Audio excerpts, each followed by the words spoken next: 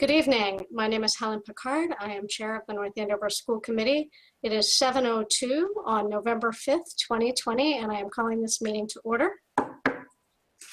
I'd ask everybody to silence their devices and remind everybody this meeting will be recorded.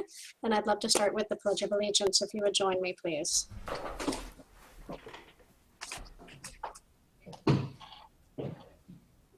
I pledge allegiance to the flag of the United States of America and to the republic for which it stands, one nation, under God, indivisible, with liberty and justice for all. Thank you.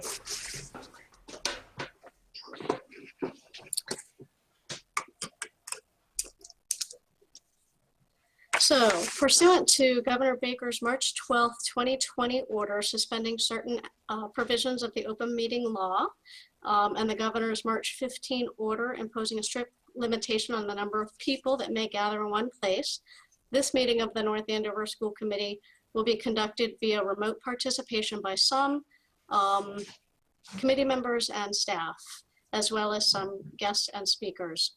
Specific information and general guidelines for the remote participation by members of the public and/or parties with a right and/or requirement to attend the meeting can be found on the town's website. For this meeting, members of the public who wish to hear the meeting may do so on their televisions by tuning to Comcast Channel 99 or Verizon Channel 28 or online at northandovercam.org. There'll be no in-person attendance of the public at this meeting, but we will be accepting public comment via the form that's set up with the meeting agenda on the website. So we'll make every effort to ensure the public can adequately access these proceedings in real time via technological means. In the event that we're unable to do so, despite our best efforts, we will post on the school department website an audio or video recording, transcript, or other comprehensive record of this proceeding as soon as possible. So we've been doing this for a while. You know how it goes pretty much, but I want to go through a roll call of who's present right now. So I will call the committee members by name, and then I will turn it over to Dr. Gilligan, who can introduce the others who are on the call with us. And when your name is called, please say aye so that the public can hear your response. So I am starting with, Mr. Teresi is not with us tonight, but Ms. Lynch. Here. Ms. Mabley. Here. Mr. McDevitt. Here. And Mika Pelletier, our student rep. Here. And Eamon O'Carroll, our student rep. Here. And Dr. Gilligan, you can introduce your team. Assistant Superintendent for Finance and Operations, Dr. Jim Mealy. Is here. Assistant Superintendent for Teaching and Learning, Lorene Marks. Here. Executive Director of Special Education, Marcy Bacuzzi. Here. And our special guest tonight, Nhcpac/Cpac presentation from the Cpac President, Courtney Pham. Courtney? Here. Great. Did I miss anyone? Dr. Gilligan, I'd like to ask Courtney to introduce her guest to us as well. Oh, outstanding. My daughter, Daniela Pham. Daniela? Thank you for joining us, Daniela. Did we miss anybody? No. Wonderful. Okay, so our first agenda item tonight is public comment, and we have no public comment tonight, either through the form or through email. So thank you all who may be paying attention but didn't make comments tonight. And we have our next agenda item, which is the consent agenda. We have approval of minutes, which are attached to the agenda from October 22, 2020. I wonder if I have a motion to accept the minutes as printed in the packet. So I'll move to approve the minutes of the October 22nd, 2020 as presented in the packet. Second. So that was moved by Mr. McDevitt and seconded by Ms. Lynch. Is there any discussion? Hearing none, we'll have a roll call vote starting with Mr. McDevitt. Yes. Ms. Lynch? Yes. Ms. Mabley? Yes. And the chair votes yes, so that passes 4-0. And we're right into the student report with Eamon and Mika. Yeah, so tonight, nothing much has really happened in school for the last 2 weeks, so this report is definitely going to be relatively short. But if Eamon, you want to go ahead and start? Sure thing. So as you all know, we've been in remote learning these past 2 weeks. Obviously, it's not ideal, and for that reason, I think most students are very excited that we're getting to go back next week.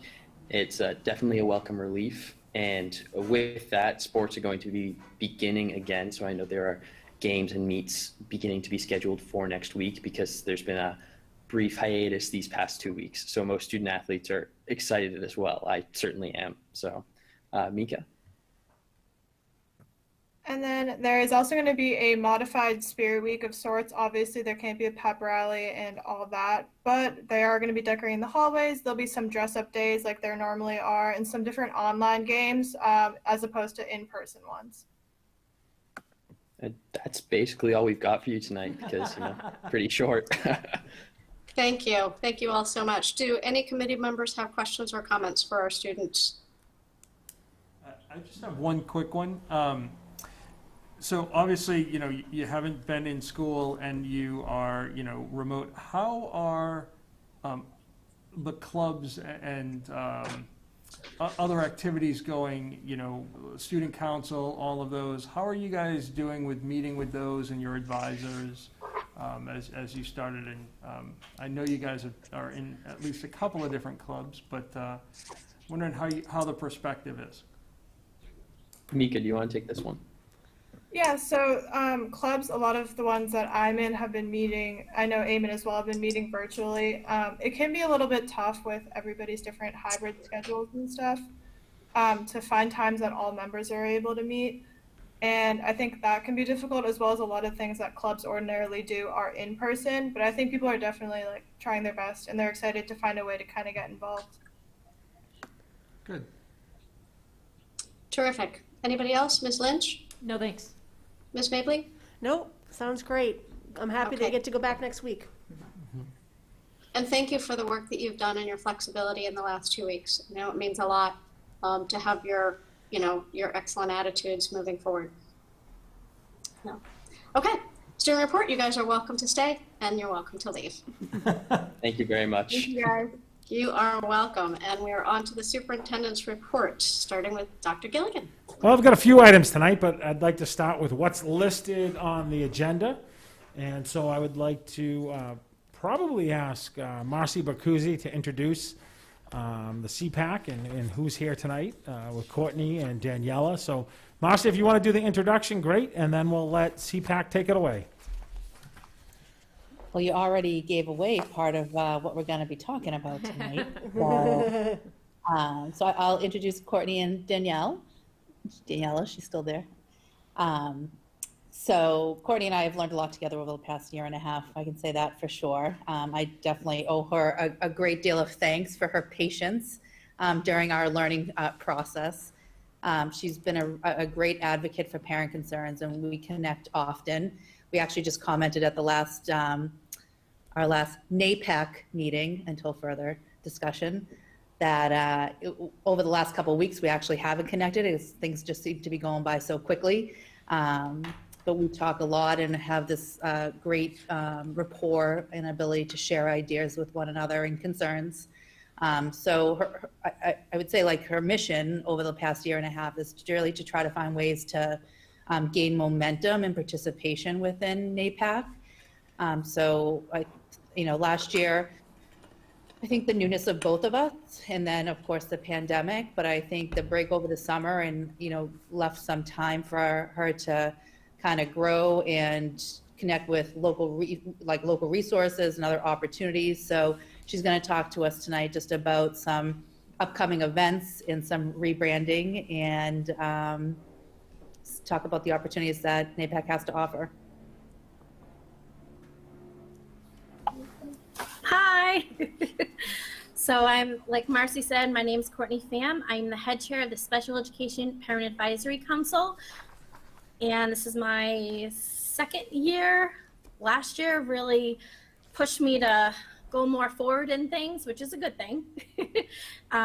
But we have some really great things happening. So this year we actually have a full board, which is really exciting for us. and it's been really good. And we also have a new logo, and we're no longer called Nhcpac. We are called Nhcpac, in hopes that this will help families know that we are not a PTO. So this is really exciting for us. And Courtney, can you tell us what Nhcpac stands for? yeah, so North Andover Special Education Parent Advisory Council. Thank We you. really felt the SE should be there so people know that we are a special education for families. My daughter wants to read the little logo that we have, the quote. Here, come on. Where we give our children roots and wings. Where we give our children roots and wings. Thank you, Daniela. Okay. Just like I did my part. All right. Thank you, Daniela, so much. So we have, November is very exciting for Cpacs everywhere in Massachusetts. Governor Baker proclaimed November Cpac Awareness Month, which is awesome. I'm so excited over this. So we're trying to do a lot of things this year, especially this month. So we actually, in November, we launched our new logo, our new name, and we also just launched our private support group on Facebook. It's called the North Andover Special Needs Parent Support Group, and we have over 68 members so far, which is really exciting, and I'm really looking forward to the huge possibilities in this. And on November 16th, we have an event coming up, and it's the community chat, and we have the North Andover Police and Fire Department that's going to be discussing their programs and resources that are in place for North Andover families with special needs. So that's really exciting. And on November 30th, we are going to have a virtual open house for families so that we can do a little presentation so families know who we are and what we can do for them and everything. And Did I share the logo? Did you see it? I can't seem to get my tab. up No, for the some logo reason. didn't come up.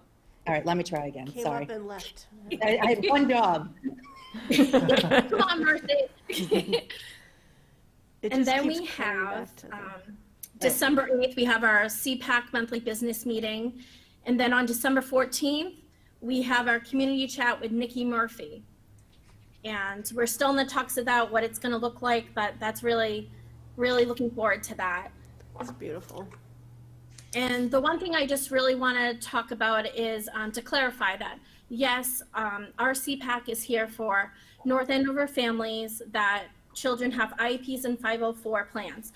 But also, I really hope that families also know that we are here for families that are looking for the possibility of maybe getting evaluated or just not understanding the process. And if we could give that support and resource to them, then I'm so happy to do that. And I hope families know that we are here for them. And we're also here for any families that are going through the evaluation process right now. So I just wanted to say that as well. So North Andover families know that we are here for them in those processes as well. Thank you for having me here. Thank you so much, Courtney. And I would turn now to Ms. Lynch. Is there anything you want to add? Ms. Lynch is our liaison to the Cpac. The Cpacs, yeah, I said it right. Sure. I would actually just like to point out, too, to folks at home that Cpac is what's commonly used in all the other towns and districts. So I think it's a great move to that because it allows people moving into the district to readily know what to look for and gives people a clue as to what it might be. So I think the consistency is a great idea for the move. You guys have been so active recently, and I love it. That's great to see, great energy in the group. I've enjoyed the meetings.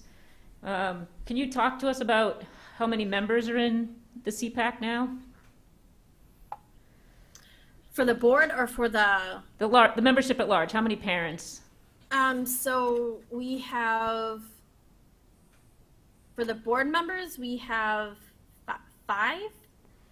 And then we have, we actually got rid of the school liaisons. We are doing liaisons for ADHD, dyslexia, That's excellent. social emotional. We're trying to see if that would work better. So we're in the process this year trying that out. Right Nice. now for our newsletter membership, we have subscribed, I think it's 295 right now. Amazing. Oh my Excellent. gosh. Yeah, Very Great work. significant. Yep. And we're using our Facebook page more right now because our website needs more, we need to get it present. So right now we are trying to utilize our Facebook page a little bit more. So, Is there anything that you need from us? Courtney and I had spoken to at the last meeting, now that we have the new logo information, that we can blast that out to families as well. Yeah. You know, maybe as a means to increase participation of our families that are already in the process. So that was, you know, something that we can do this week. Great. yes, I'm excited. Thank you so much. Great job. Thank you. Thank you, Ms. Lynch. Ms. Mably, any questions or comments? I thank you so much, Courtney. I got to meet Courtney a year and a half ago during the PTO president's meetings, and you've had so much great energy, and I'm not surprised to see that you've learned a lot and are making these excellent advancements on what was already a very important group. So thank you for that. And also speaking I was a PTO president at an elementary school at Thompson many years ago, and it was always challenging to get the liaisons in place at the elementary schools because people who are new didn't feel comfortable taking on that role because they were just new to, you know, what was Nhcpac at the time. And I think your switch to having needs-specific liaisons is really exciting. So I applaud that, and I hope that goes well, and I look forward to hearing more about that. Thank you. Thank you, Ms. Mably. Mr. McDevitt. Sure. Just a couple of quick things. One, I love the new logo. I don't know who designed it, but I just think it's spectacular. I love the saying that you have there too. I'm sure it's true in many cultures, but there's a Portuguese expression that, you know, your family gives you the roots to grow and the room to or the opportunity, the roots to be grounded, and then the opportunity to grow. And I think you really mirror that. And then I think that North Andover is such a special place and a special community that I just love to see that. You guys are so amazing as a resource, and I'm going to just echo the other comments. I really like the fact that you're kind of putting different liaisons in place with the different needs that perhaps families have, and I hope that that enables them to get more information or help them through any of those processes that they might need help or assistance with as well. So I applaud you for all of that. I think that that's fantastic. And the last thing I would probably say for Dr. Gilligan, you know, is there a way that we can help to tweet this out, to get information out, maybe help with the website, because I do think this is a really valuable resource. We have an awful lot of students in our district who have special needs. We spend a lot of money on it. That it'd be great to make sure that we have the tools in place for parents and families and at least know where to start. It's not going to be maybe the end of it, but, you know, who do I call? Where do I go? How do I get in touch with Courtney? Well, you must be Where's your reading cell my phone mind, Mr. number? McDevitt. Like, where is your cell phone number, Courtney? No, I'm just kidding. You must be reading my mind, Mr. McDevitt. I was actually going to say, I know typically Helen would go next, and they're not going to ask Dr. Gilligan to chime in on this one because he might go a while. But I'm looking forward to, Courtney, you've been your enthusiasm and your passion is just contagious. I love having you as part of the PTO President's Group, and I was looking forward to next week's PTO President's meeting as you being on the agenda to share with all the PTO presidents and really brainstorm there so that we can get this information out to all the schools in a way that's helpful. So thank you for all your efforts. Thank you. Thank you, Mr. McDevitt and Dr. Gilligan. I would just add, Courtney, I was so pleased to be able to hear your interview with the Commission on Ability Assistance last night and let the community know that you are reaching out far and wide. I know you've reached out to the the Select Board in getting the word out that way. And I know that you have been invited to be on TV with the Commission on Ability Assistance. So folks can really access information through the website, through you, through the Facebook page, which is always up to date. I try to share those things on my own Facebook page. And I would encourage anybody to attend some of these parent support meetings and to attend these meetings, whether you have children with special needs or not. All of us as parents need to have support, and this is a really great group of parents who are very encouraging in lots of ways. And I myself have an 81-year-old family member who has special needs, and I have found the group helpful as far as looking at long-term planning and what needs come into the future of children who have special needs, who will be adults with special needs. It's really a tremendous resource. And I believe that you guys also have the component of what used to be the North Andover Speaker Series.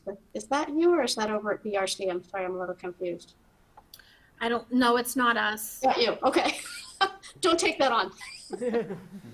All right, well, terrific. Thank you so much, Courtney. And thank you for Daniela speaking. Some of our members have asked to hear some voices of younger children, and now we have one.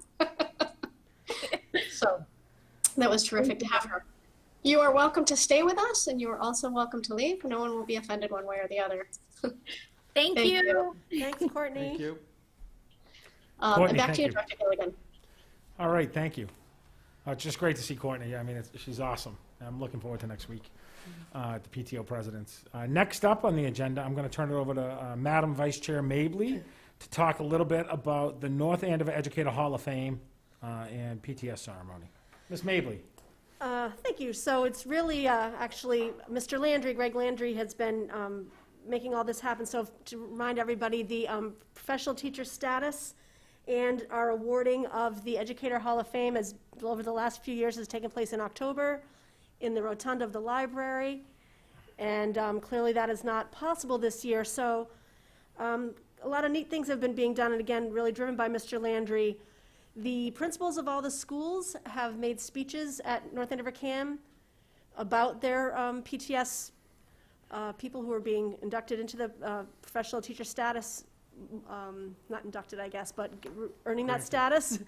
And also Ray from North Andover CAM has been going to all the schools, and he's been taping some words from all these teachers, which is really nice, which is an extra layer that we don't normally have at the ceremony because there's so many teachers, and not all the time they can always attend either. So this is really great. And then I had a great opportunity, as did Dr. Gilligan, to welcome our Educator Hall of Fame recipient, Mr. Ray Grady, to the high school last week. And he came in and he taught for 2 years in the new high school before he retired, and he went to his room that he had and was extremely emotional, actually, about coming back. It was his first time back to the high school since he retired, and we were able to record some words for the teachers from him in the library. So that was a very special day, and he's quite a guy, very inspiring. So North Andover CAM is wrapping up all the recordings and needs to edit the whole piece together, and we expect to be able to broadcast that and give all the information how to access that during the week of the 16th of November. So it's coming very soon. I'm sure we can post that and tweet it and all those sort of things, but once we have the access through North Andover CAM and through YouTube, et cetera, we will make sure to advertise that for, I think, 22 recipients this year? I believe so, yes. I think there are 22 teachers who have achieved professional teacher status. So it's very exciting, and I can't thank Mr. Landry enough. He's done a lot of work to put this all together. So I look forward to seeing the finished product. That's great. Thank you, Amy. Do the committee members have any questions or comments for Amy on that? No, I think just creative, out of the box. I mean, it's very different from what we normally do, but I think it's kind of cool that we'll be able to have it broadcast as well. I think so too. It's interesting when we're having making these changes. I could see that like Mr. Grady was really excited that his children who don't live nearby would now be able to see him get this honor. So I'm sure the teachers feel that way as well if they have family members who aren't nearby, that they get to see this. Yeah. So That's a great point. it's kind of special, and maybe it's something we do as an element of it going forward. Awesome. Wonderful. Dr. Gilligan. Yeah, and I would just compliment Miss Mabley on all the work she did around the Hall of Fame. She was awesome bringing Ray Grady around the other day, and I have to say, you will hear his speech. Well, I think all of the people inducted into the hall who speak to the folks who have earned professional teacher status, every year they just seem to get better, and his was excellent. But it was quite something to walk to his old room. This was the third high school he had been in North Andover.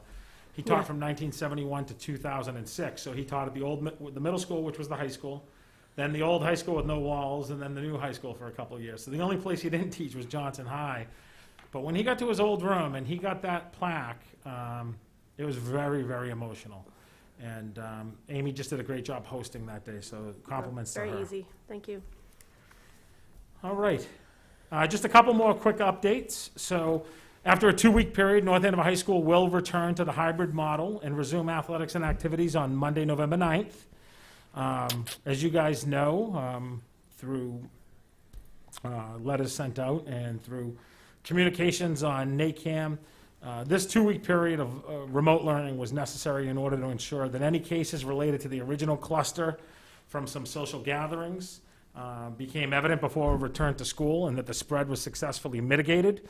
And that is the case after a meeting today with Brian DeGrasse, Director of Public Health, Carolyn Ibbotson, the town nurse, along with Cheryl Bazak, and connecting with Town Manager Melissa Murphy-Rodriguez.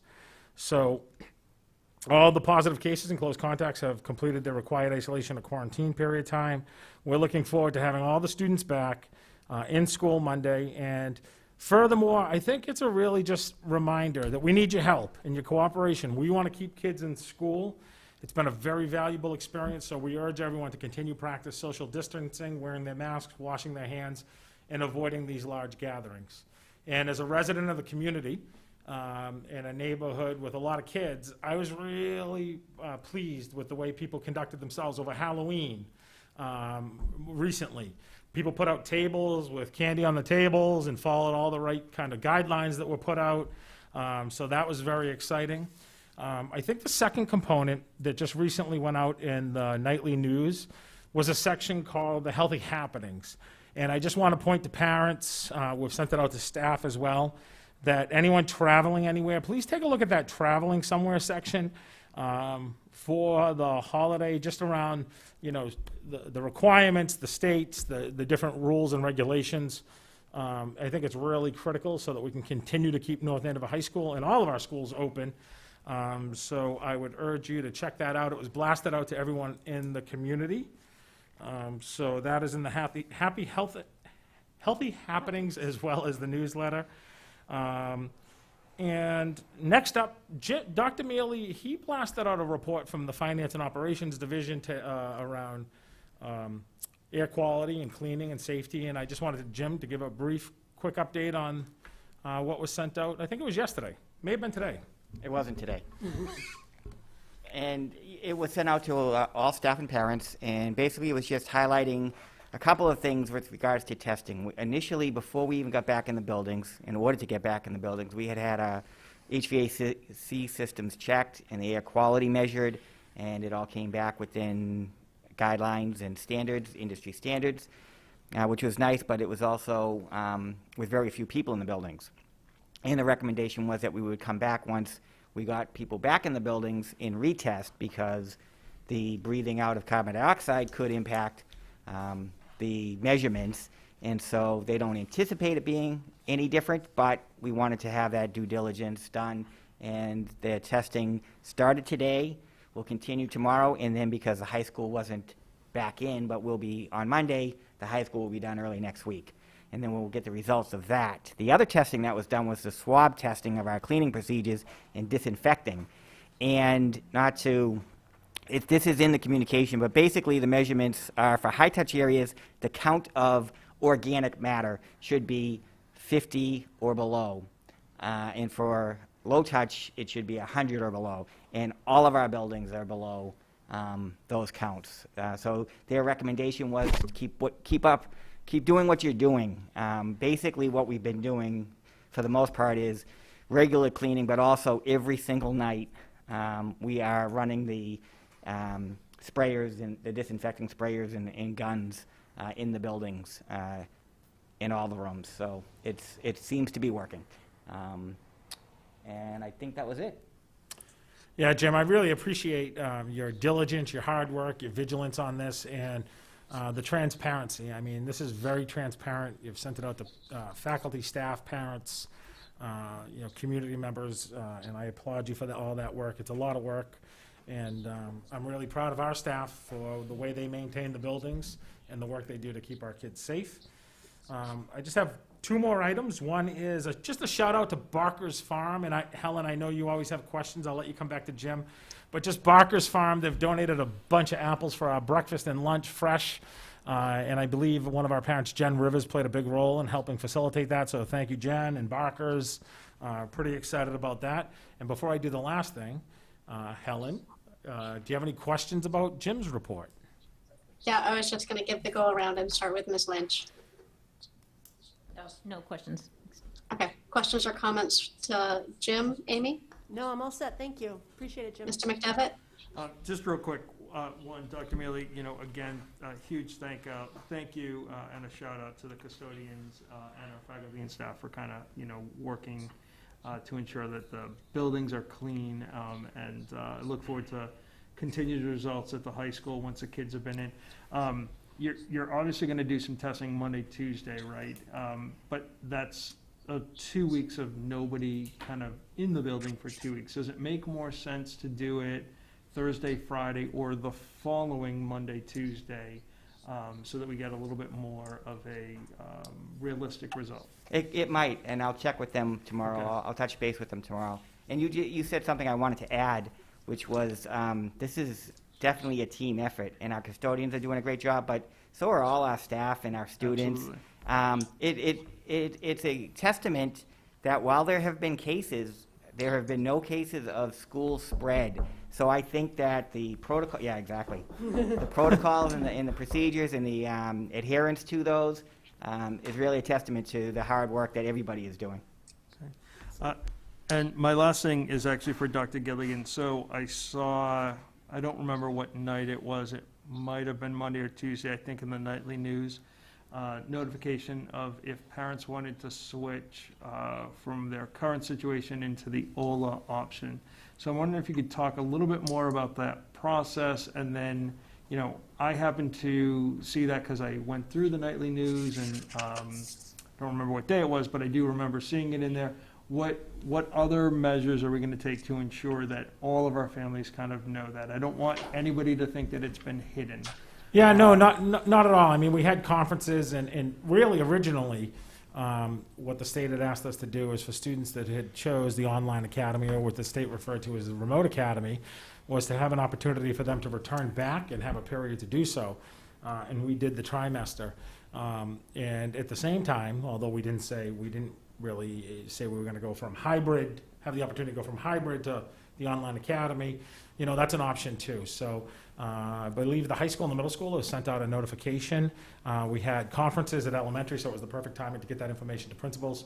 And, so we'll take a look at what that is, and we will try our best to honor those requests. I think in the newsletter, and the information the principals will send out, or have, I think at the high school sent a form already. If not, it went. Middle school sent it already. Middle school, and high school might be tonight. They might have something going on tonight. Priorities given to the priorities as reported out by DESE in terms of need. And we may have to create a centralized waiting list based on space availability and or capacity for staffing. And it could have an impact on staffing too. In terms of not the amount of staff we have, but if we had a certain amount come back from OLA into schools, it could impact. You may not have the opportunity to go back to your district school because of space constraints. Or if you went from a hybrid into the OLA, You know, there may be a centralized waiting list, and we may have to look at what the priorities are as listed by the state, just because of capacity of what we have for staffing. So, very good question, Mr. McDevitt, and I'm glad you asked. I'm gonna jump in for a second and just mention that part of the nightly news, the headline about transferring between models, I think was labeled elementary, but it's important that folks know that that is also middle and high school has that option, has that opportunity. And also mention that the nightly news had a video advertising for subs, but I wanted to just mention that to folks because you guys are talking about the protocols and the practices that we've put in place. I know that this committee put together a video before school started of what it would look like in classrooms with 6-foot spacing. So this video looking and recruiting subs also shows children in those classrooms and what they're looking like at 6-foot distancing. And if I can just check back with you, Jim, briefly, how is that going with the 6-foot distancing? Are we able to maintain that? Is that going well? It is going well, and we just recently sent a reminder to all principals because as everyone can suspect, creep can start to happen within the rooms, but you know, the principals are checking. The teachers are actually very good about it, but we do go around periodically and check, and they are maintaining the 6 feet. And some people might think that that's not happening because when you look in the classrooms, if you didn't see the video when we went and visited Franklin, there are desks that are side by side, but those are cohorts A and B together, and so students don't sit directly next to each other. They're spaced 6 feet appropriately, but it might not look that way if you look in the classrooms. But yes, we monitor that, and it's continuing. Thank you so much. I appreciate that, and I commend to people the video because it's, you know, it's a nice snapshot of our schools. Well, and Ms. Picard, if I can mention, just when I went with Ray Grady into the high school, the classroom that we visited, I was interested to see that on the floor there were little tiny pieces of red, like electrical tape, marking the 4 corners of the legs of the student desk. So it was clearly marked out where the desk fits within that. So I don't know if every room's like that, but this classroom was like that, and I thought that was pretty smart, especially if the custodians have to, you know, move things to clean, and then they could just slide it right back in that taped area. So I thought that was pretty ingenious. That's terrific. And it, you know, this is a time when parents aren't going in and out of schools, volunteers aren't going in and out of schools. So giving those reassurances verbally and, you know, visually is a helpful thing. Anything else, Dr. Gilligan? I would just say that 6-foot distancing and the distancing we have, it's made all the difference in the world in terms of we've been really transparent and letting people know about the cases of which we have had in school.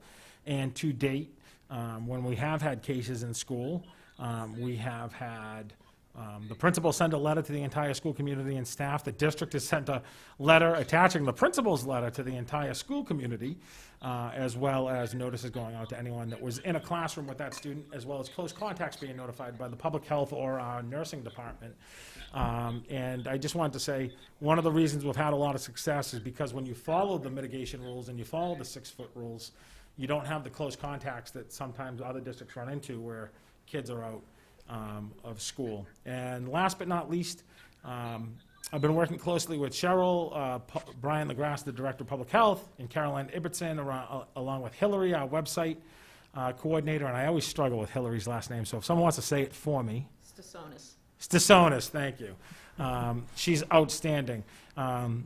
We will be putting in, probably by Monday, a district-wide dashboard just on active cases by school, and we will no longer send out a district-wide letter with the principal's letter, but principals will continue to send out a letter notifying their entire school community, parents, staff, everyone. But we just thought this might be an easier way than, you know, if people are interested, we'll put it right on the front page. There'll be a link to it, and they can go and look at that over time. So I appreciate Hillary's work and as well as Public Health's work. It's been excellent. So that is it for the superintendent's report. Thank you. Thank you. Any further questions from committee members for Dr. Gilligan? No, ma'am. No. Okay, hearing none, we'll move on to the chair's report.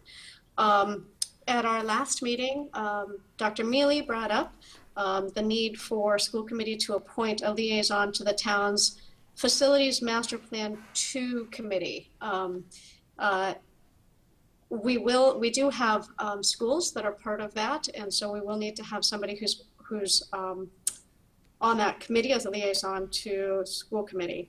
And I did speak with Mr. Teresi in the last couple of weeks. Mr. Teresi is the chair of our school building. Is it school building committee? Is that what it is? Yes. Yep. Yeah, that's the name of it. There's so many funny different names. So he has agreed to serve as our liaison to the Facilities Master Plan Phase 2 committee. So that appointment, I think, does that need to be voted? Do you guys need to approve that, or is that just something I do? That's something you do Something you according do. to what I saw. Yep.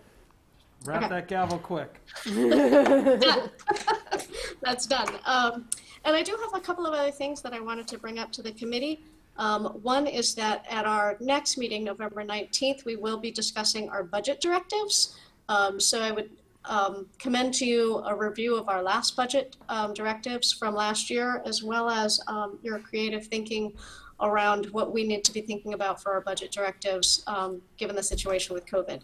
So if you have ideas and things that you want to prioritize, please be in touch with me by email or by phone. You can also speak to Ms. Mabley, because she and I will be meeting with Dr. Mealy and Dr. Gilligan next week to discuss, where we want to go with budget directives. And it'll be on our agenda for November 19th. Excuse me. I also, yep. Sorry, so I'm just wondering if Dr. Mealy could send out, I don't know what report you call it, but it's the one I think you send out at the end of the month, what we, where we have spent actual versus budgeted. If you could just send us an updated one, maybe the beginning of that week, so we could look at that, just to see if, how we're spending all of that. Right, and it's actually, next meeting is usually the time when we bring forward the first one. It's the one that Okay. makes, when it starts to make sense. So that will be there. Perfect, Perfect. thank you. Terrific. I also want to raise that the governor's order that goes into effect tomorrow has a curfew that starts at 10 p.m. So we always hope that our school committee meetings will end before 9:30, but if we have a big agenda, you might want to consider joining remotely. If we did need to end at 9:30 with those people in person, if we had 3 or more people remotely, we could continue the meeting and we can think about what we want to do with that. Hopefully it's not going to be an impact for us, but it's something that we should consider if we happen to have a big agenda for any reason. And I also starting want to, earlier an option? yes, like starting at 6 instead of 7. 6:30? I got nowhere 6:30? else to be. This is Mr. McDevick's big night out, so he'd love to start at 6. Gotta get out of my Well, house. we'll try to put on music coming and going. Yeah, I think a 6:30 start's a really good idea. Thank you, Holly, for suggesting that. I also want to bring up just a couple of things that were in the nightly news. On November 13th, we have scheduled at 9 a.m. a virtual coffee chat with the school committee. And we've done that because we don't have as many opportunities to just bump into people in the community and rub elbows. I mean, in normal times, we might bump into somebody at Market Basket or Ace Hardware or someplace and, have a 10-minute or 15-minute chat. We might see them at a soccer game or, any place around town. That's not really happening so much. We're getting in and out of the grocery store very quickly. We don't want to stop and have our chats there. So we want to make sure that we're available to the community. And there's no perfect time to do those kind of chats. We decided that we would do a 9 o'clock in the morning chat because if people do want to speak into a school committee meeting, we do have a way for them to do that. So folks that aren't available in the evening might be available in the morning. So we plan to do those once a month. And if there are any committee members who I are thought it was once a interested- trimester. Excuse me, once a trimester. Thank you for that correction. Once a trimester. So if there are any committee members who would like to be part of that, on November 13th, there will only be 2 committee members there because it will not be a public meeting and it will not be a recorded meeting. And it'll just be a couple of school committee members who are available to listen to the public. So if anybody's interested in doing that, they can let me know.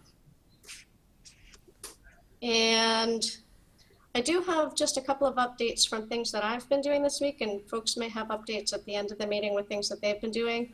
The Healthy Relationships Coalition that's been meeting at the high school for the last year and a half or so we're talking about rolling that into the SEL team at the high school, because there's a lot of things that are in common there, and especially with the work that they're doing with Character Strong in the advisory program. So it might make sense to wrap that in and to bring student voice into that team.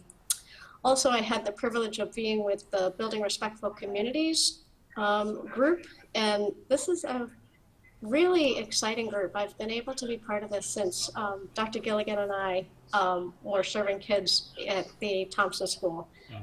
My older son, who's now 24, was there at the start of BRC, Building Respectful Communities. Most of us think of that as the RAISE committee.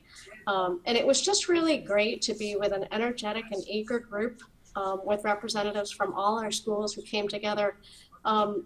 You know, it could get stale. People could think it's stale, but they were really not stale at all. So we're looking at a couple of focuses for the year. Understanding our differences is going to continue virtually this year.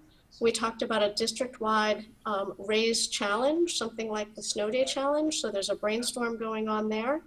And we talked about a focus on self-care as part of the work of Building Respectful Communities.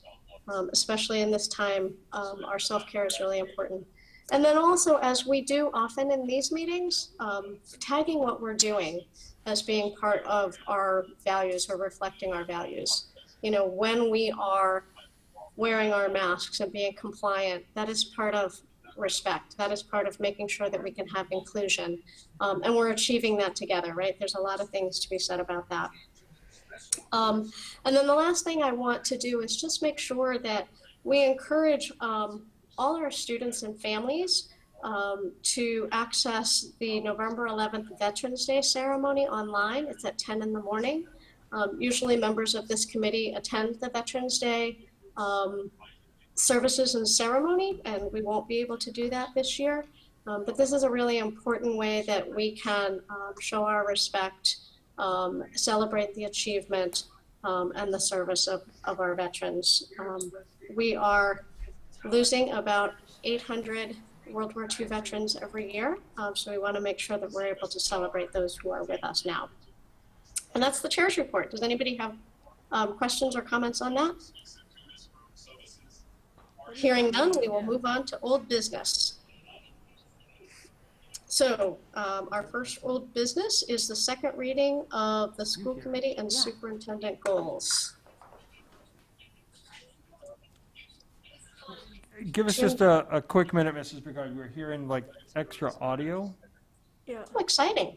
Yeah. It sounds like a radio show. Right. You got a radio show going on in the background there, Miss Picard? My husband might be watching TV. No, we think it's in the room. No, it's coming off. It's the speakers. Oh, Oh, now it's good. It's gone now. oh, must have been him. Oh, I think you're right. It was. Could have been. How about now? Nope. Don't better. hear it anymore. Sounds like Excellent. Madlock was muted. Please know that I don't hear those things. Benefits and drawbacks of a hearing deficit. Okay, so thank you very much for letting me know that. I would never have known. Second reading of the school committee and superintendent goals.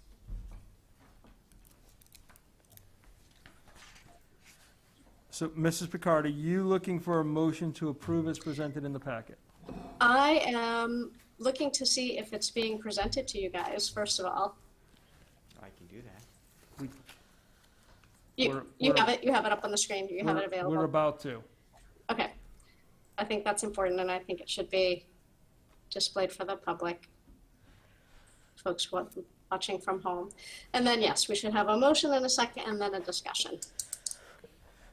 Actually, can I just ask a question? So I know that we had this on the agenda last time, but we didn't get to talk about it at all. Are we still considering this a second reading, or how are we going to proceed? Is that kind of what you were asking also?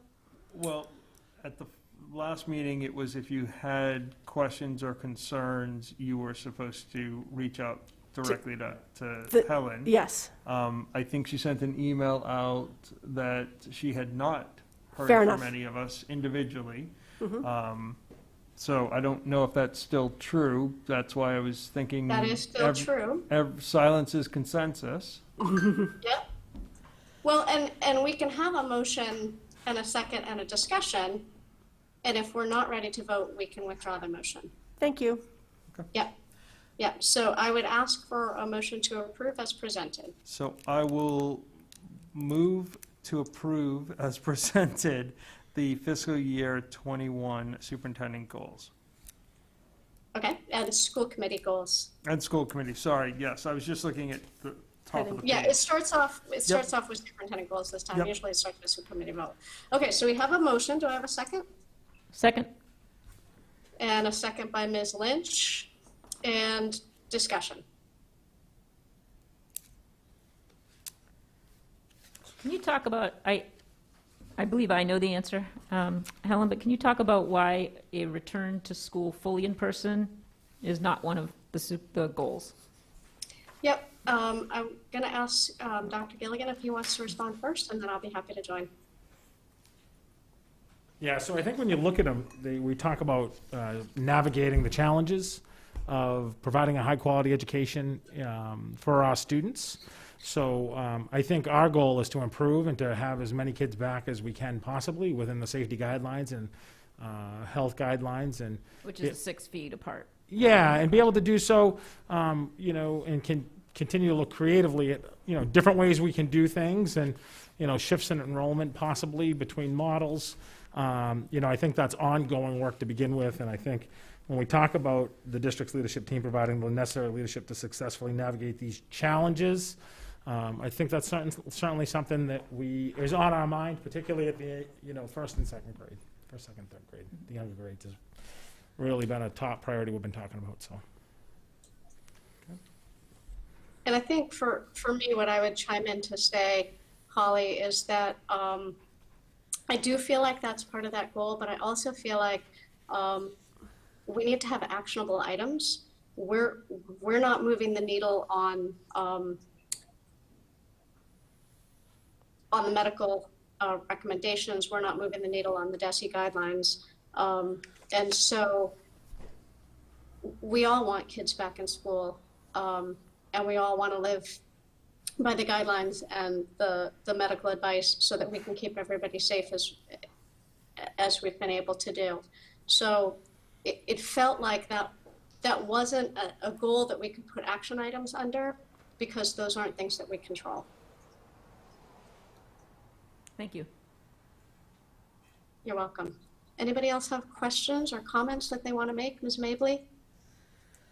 I just wanted to, I guess, so what Dr. Gilligan was saying is important just to highlight is the fact that the administration and the faculty, I'm assuming, are talking continuously on ways to make adjustments and tweaks and changes to what we're doing. So what we're doing right now is going well. Are there ways that we can do more, whether in person or otherwise? And I don't know if that involves ongoing discussions with, you know, teachers and building administration and what have you, but I'm assuming and hoping from what you said, Dr. Gilligan, that you're constantly in discussions about how can we get more in-person time, how can we get more instructional time, whatever it takes.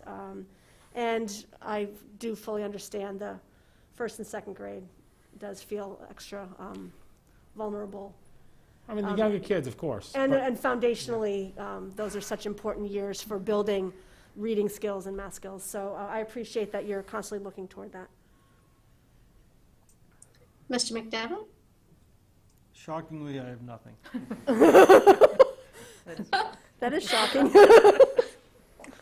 And I was involved in this, so I don't have any questions or comments at this time, although I do appreciate we put a lot of time and effort into this, and we didn't want to just do exactly the same thing that we've done in prior years, you know, so I appreciate the time and effort that went into developing these goals.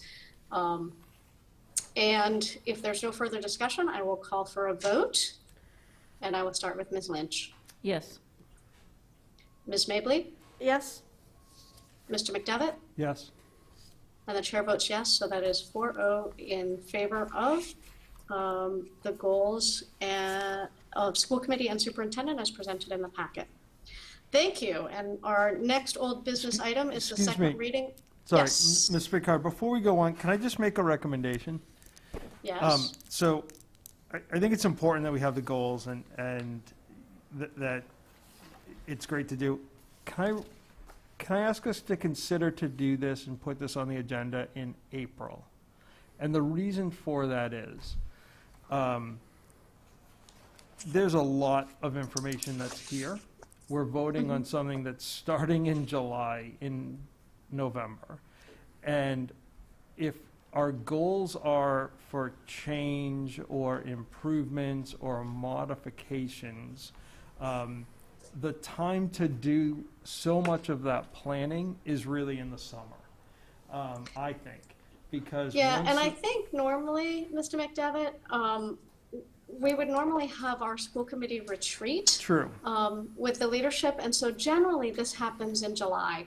And though the goals are usually approved in October, they've been set in motion in July. Most years, this year was different. I mean, we were setting goals and meeting them, you know, in quick succession this year. But we could certainly put it on in April. You mean to start to talk about the next year's goals? Correct, because, you know, even if we're talking about it and approving it, you know, in August, there's not a lot of time. You know, if we came up with I'm not saying a crazy, but just a different goal that's out there, you don't have time, Dr. Gilligan, to pivot and act on it. While teachers are in school, professional development is already planned and developed. You know, Mrs. Marks sets that schedule, locks it in, you know. So I just think, you know, if we can plan, and obviously, you know, there's changes and modifications that will kind of happen, but, you know, if we could do that in the springtime, it gives them time to set the course for the summer and hit the ground. I feel like we're approving something, we're already 6 months in. Yeah, we've been working on it for a long time. Yeah. I agree with you. I agree with you. Often the goals, I mean, a lot of these goals were about a healthy, safe start. Yeah. And we've had a healthy, safe start. Now we want to sustain a healthy, safe Well, school. This year was just different, but I Right. think going forward, it might make sense. And it's almost like it should be the FY22 instead of the FY21, because we actually use these to inform the budget process. That's So right. the timing is Yeah. good for the budget, but you're right, the goals, if you're really going to attain them, would be the following year. I like this suggestion a lot. I think it makes a lot of sense. I just want to ask, since you've been here the longest, Mr. McDevitt, has it always been done on this schedule? Kind Did of. you ever consider changing it before? 'Cause I think this is a good idea. I mean, Mrs. Picard is right, you know, it was something that I think we did kind of over the summer. Right. So I feel like we voted on it maybe early, you know, we knew it was going on, we voted on it like maybe early September, perhaps Early even early October. October. But we'd had conversations in advance, right? And so now I just feel like, Yeah. not for nobody's fault, right? We get COVID related, but now we're 5 months in, so. Yeah. Yeah. I do think it's a little tricky if we're looking at an April start because we're right on the cusp of town meeting in May. And so to be making our goals for the following year before we've gotten our budget settled, you know, I don't know, maybe those could go hand in hand. So late spring. Yeah, Late late May. spring. I think Andrew has a really good idea. I think two things to keep in mind is one is you do have to, the way that the law is set up and under Massachusetts, the evaluation system and the way it works to evaluate superintendents and set goals, it has, it's within that school year and it mirrors the evaluation system of setting goals in the fall and then a mid-cycle and then a vote at the end of the school year. To that end, though, I mean, these are really some big goals and things that we want to do. I also think we get a lot of guidance out of the budget directives, and then more importantly, in the strategic plan in and of itself, just because something's not listed here, because we've made a really conscientious effort to find things that are really important, doesn't mean they can't be part of the strategic plan. So I think an earlier discussion on them is okay. I think that the timing on this sometimes really works well with the budget. It doesn't work out with other pieces. Right. But I think there are some ways around it, so. And we can very also good thought. check into it again in the fall, like we are now. So Right. Yep. that's great. Okay. Terrific. Thank you, guys. Thank you. All right, so are we on to our next thing? I'm hearing a reverb of myself, just so you know. Our capital plan, I am looking for a motion to approve the capital plan as presented in the packet, and we'll have a discussion once it's moved and seconded. I'll move that we accept the capital plan as presented in the packet. Second? So moved by Ms. Lynch, seconded by Ms. Mabley. Is there any discussion? I think I said it last year, or Last week, last last meeting. meeting, sorry. It feels like a year ago. This week especially. I struggle an awful lot with $1.8 million on paving and drainage and exterior maintenance and renovation. And I understand, I guess, some of the big picture, and I know that this isn't necessarily some of the facility type of things, but I'm just wondering, Dr. Mealy, if you can help me understand kind of maybe how the funding is different here for any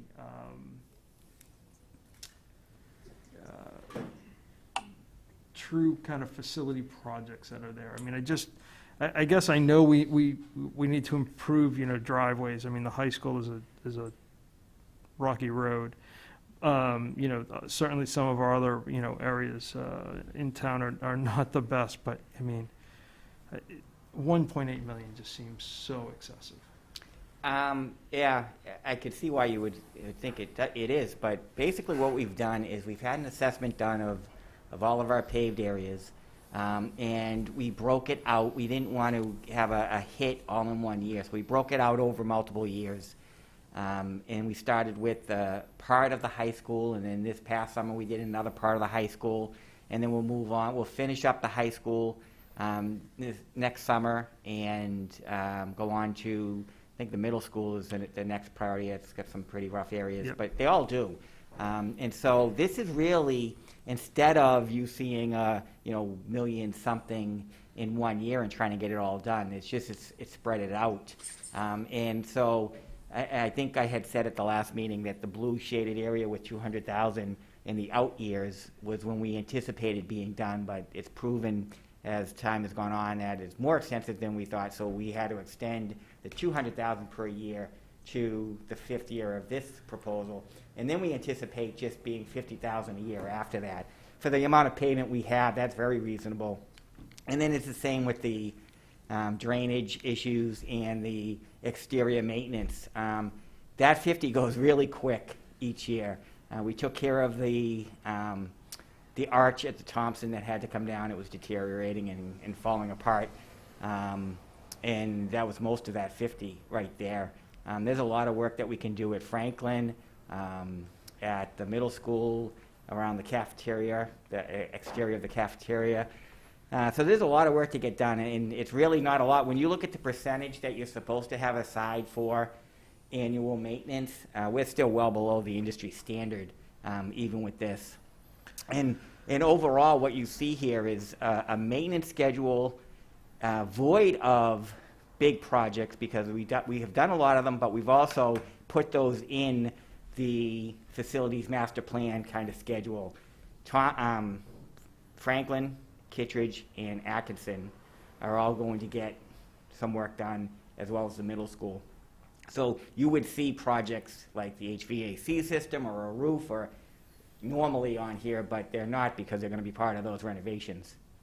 So does this come out of our budget? Does this come out of part of town budget? Like, So- where's the funding source? Right, so you have the general fund budget for all departments, Yep. of which the school department has $52 million. Right. And then you have a separate capital for all departments as well. So our projects go into the capital improvement committee and they prioritize the projects. DPW obviously has a big list, and then the police department and fire department, other departments. And they prioritize those, and then that's what goes to town meeting each year, is that priority list that they have determined, yes, those are legitimate, and those are what we want to put forward, and the town votes, and those get funded in different methods. You have, last year you saw the town manager use a lot of free cash to pay for these, so that there'd be money available for borrowing on some of these other, especially the facilities master plan. But it's either a combination of cash and borrowing that fund the capital projects. Okay, so the process is, this is being approved, and then each year that money which we're quote-unquote kind of earmarking will be approved at town meeting for each of these, right? So I only mean, 1 year at a time, too. One Yep. at a So time. even though we Okay. have this 5-year plan, which is what we're asked to do, Yep, town meeting only approves one at a time. that coming Right. year. Okay, Yep. all right, thanks for clarifying. Sure. I think I knew and just needed a reminder. And that's by statute, right, Dr. Mealy? Correct. That we can only approve 1 year at a time Correct. as a community. Okay, great. Anything else? No. That, Hearing none, I'm going with a roll call vote, and I will start with Ms. Lynch. Yes. Ms. Mably, Yes. Mr. McDevitt, Yes, and the chair also votes yes, so that's 4-0 in favor of the capital plan as presented. And our last old business is the second reading of the fiscal year 21 preschool tuition.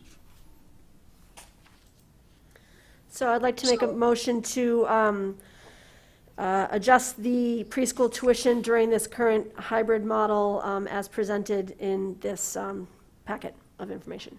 Second. So moved by Ms. Mably and seconded by Ms. Lynch. Do we have any questions or comments about this from the committee members? so the only clarification that I have is, when is this effective? for the year. For So the retro, year. they haven't been collecting yet. They haven't been, that, you said that last time, okay, Correct. so, okay, all right. Okay, so we'll have a roll call vote, and I'll start with Ms. Lynch. Yes. Ms. Mably, Yes. Mr. McDevitt, Yes, and the chair votes yes, so that's 4-0 in favor of the preschool tuition as presented in the packet. And that is all of our business. We have no new business on tonight. So this is the time of evening when committee members can have an opportunity to speak about their liaison work or other things that they want to make sure that the community is aware of. So I will start with Ms. Lynch. I don't have anything new to report on the Cpac committee because she covered it all tonight. Just want to say I'm looking forward to the high school being back in class Monday. Thank you. Ms. Mably. And I mentioned the things I was going to mention throughout the meeting, and I was going to mention the Veterans Day, but you took care of that too. So all set. Thank you. Terrific. Thank you. Mr. McDevitt. again, I'm going to echo the comments that were made earlier just about the high school students going back. But I really just want to acknowledge, the students and the faculty and our families. Correct me if I'm wrong, Dr. Gilligan, I think that notice kind of came out on a Thursday night or a Friday, and it was, effective, right away, and everybody had to pivot, everybody had to change, least of all, our teachers had to, I'm sure, spend countless hours modifying lesson plans, right, for every day as opposed to cohort teaching that's there. I think people understand that it's not a decision that you took lightly, made lightly, true consultation with the Board of Health and the town manager in an effort to keep students safe. And a difficult decision. I think people weren't necessarily happy with it, but I see every day when I look at communities in our town, communities in our state that are high schools, elementary schools, all over just shutting down. And I think we pivoted very quickly. I think we pivoted very well.